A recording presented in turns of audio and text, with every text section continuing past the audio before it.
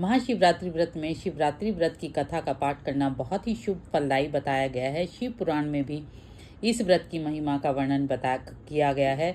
शिव पुराण के अनुसार जाने अनजाने में जो मनुष्य जीव महाशिवरात्रि का व्रत कर लेता है वह शिव कृपा का भागी बन जाता है और यमराज के दूत भी उससे दूर रहते हैं। इसलिए शिवरात्रि हो, महाशिवरात्रि हो या वर्ष भर की पूरी 12 शिवरात्रि हो, जो भक्त इनका व्रत करके उसकी कथा का पाठ करता है वह पूर्ण रूप फल का भागी होता है। शिवरात्रि व्रत की कथा पूर्व काल की बात है। चित्रभानु नाम का एक शिकारी था। वह शिकार करने अपने परिवार का पालन पोषण करता था। उस शिकारी पर साहूकार का काफी कर्ज था, लेकिन वह उसका कर्ज समय पर नहीं चुका पा रहा था। फिर साहूकार ने शिकारी को शिव मठ में बंदी बनाया गया। उस दिन शिवरात्रि थी। चतुर्दशी के दिन उसने शिवरात्रि व्रत की कथा सुनी। शाम होते होते साहूकार ने उसे अपने पास बुलाया और ऋण चुकाने के बारे में कहा। उसने कहा कि शिकार की खोज में निकला। बंदी गृह में रहने के कारण वह भूखा था। शिकार की तलाश में वह बहुत दूर निकल गया। अंधेरा होने पर उसे जंगल में रात बिताने का फैसला किया और एक पेड़ पर चढ़ गया। उस पेड़ के नीचे शिवलिंग था। जो वो पेड़ था वो बेल पत्र का था और बेल पत्तों से शिवलिंग जो था ढका हुआ था। शिकारी को उसके बारे में जानकारी नहीं थी। पेड़ पर चढ़ते समय उसने जो टहनियाँ तोड़ी वह शिवलिंग पर गिरती गई। इस तरह भूखे प्यासे रहकर शिकारी का शिवरात्रि का व्रत हो गया और शिवलिंग पर बेलपत्र भी चढ़ गए। रात के समय एक हिरनी पानी पीने तालाब पर आई। शिकारी जैसे ही उसका शिकार करने जा रहा था तो हिरनी बोली, मैं गर्भवती हूँ, शीघ्र ही प्रसव करूंगी। एक साथ 2 जीवों की हत्या करोगे। मैं अपने बच्चे को जन्म देकर तुरंत तुम्हारे सामने आ जाऊंगी, तब तुम मुझे मार लेना। शिकारी ने हिरनी को जाने दिया। इस दौरान अनजाने में कुछ बेल पत्र शिवलिंग पर गिर गए।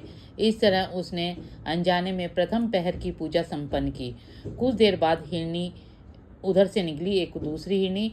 जैसे ही शिकारी उसे मारने के लिए धनुष बाण चढ़ाया तो हिरनी ने विनम्रता पूर्वक उससे निवेदन किया कि शिकारी, मैं थोड़ी देर में ही ऋतु से निवृत्त हुई हूँ, कामातुर विहरणी हूँ, अतः प्रिय की तलाश में हूँ।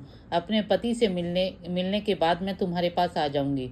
शिकारी ने उसको भी जाने दिया। रात का आखिरी प्रहर था, तब भी वह कुछ बेलपत्र जो है शिवलिंग पर जा चढ़े। इसी प्रकार वो जाने अनजाने दूसरे प्रहर की पूजा भी उसने संपन्न की। ऐसे में शिकारी ने अनजाने में अंतिम पहर की पूजा भी कर ली। इस दौरान एक हिरनी अपने बच्चे के साथ आई। उसने भी शिकारी से निवेदन किया कि उसको जाने दे। इसके बाद शिकारी के सामने एक हिरण आया। शिकारी ने सोचा, अब तो मैं इसे यहाँ से जाने नहीं दूंगा, इसका शिकार जरूर करूंगा। तब हिरण ने उससे निवेदन किया कि मुझे कुछ समय के लिए जीवन दान दे दो। शिकारी ने पूरी रात की घटना उस हिरण को सुना दी। तब हिरण ने कहा कि जिस तरह से तीनों पत्नियां प्रतिज्ञाबद्ध होकर गई हैं, मेरी मृत्यु से अपने धर्म का पालन नहीं कर पाएंगी, ऐसे तुम उन्हें विश्वास पात्र मानकर छोड़ा है, मुझे भी जाने दो। मैं उन सब के साथ तुम्हारे पास शीघ्र उपस्थित होता हूँ। ने उसे भी जाने दिया। इस तरह सुबह हो गई। उपवास, रात्रि जागरण और शिवलिंग पर जाने अनजाने बेलपत्रों को चढ़ने से शिवरात्रि की पूजा पूर्ण हो गई। लेकिन अनजाने में हुई पूजा का परिणाम उसे तत्काल मिला। थोड़ी देर बाद हिरण और उसका पूरा परिवार शिकारी के सामने आ गया।